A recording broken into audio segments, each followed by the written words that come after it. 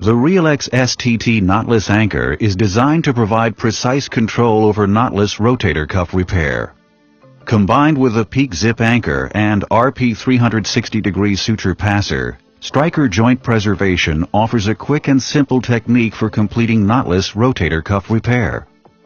The inserter of the Peak Zip anchor features a sharp trocar tip for easier insertion.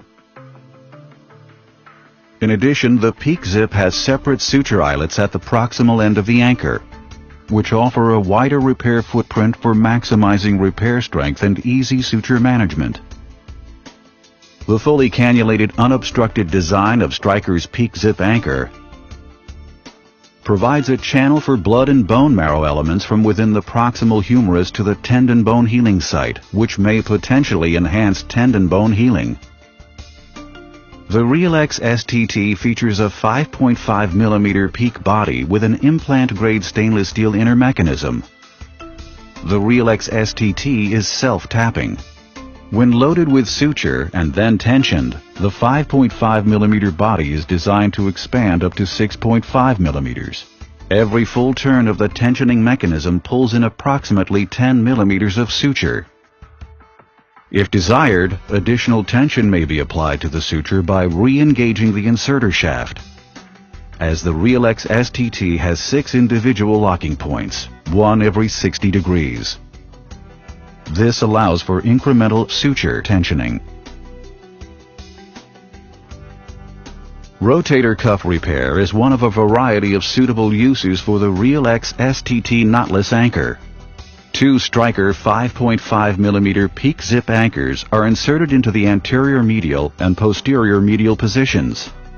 Using the suture grasper, remove 1 strand of force fiber high-strength suture from each of the anchors, so 1 strand of white and 1 strand of blue co-braid remains. Load 1 tail blue co-braid strand of force fiber from the anterior medial anchor into the RP 360-degree suture passer and pass through the rotator cuff.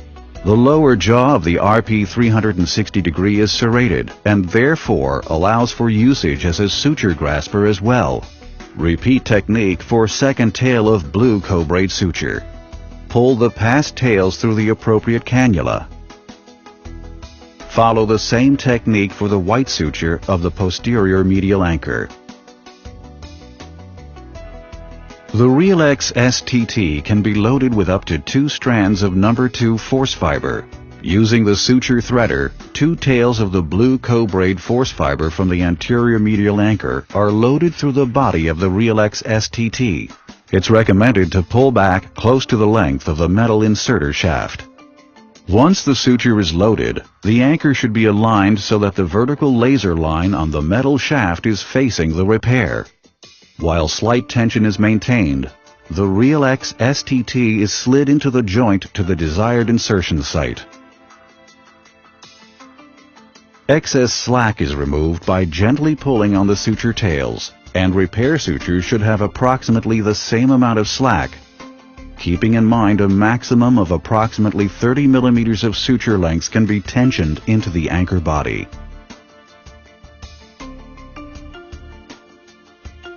Using a mallet, the proximal end of the inserter handle is malleted to drive the anchor into the bone. When the proximal end of the anchor is flush with the cortical surface, or the distal end of the first laser line is flush with the bone, the desired insertion depth has been reached. The second laser line is approximately 5 mm above the first and serves as a reference in case a direct view of the insertion site is obstructed by tissue or other elements. Instrumentation is also available to create a starter hole in hard bone, if so desired.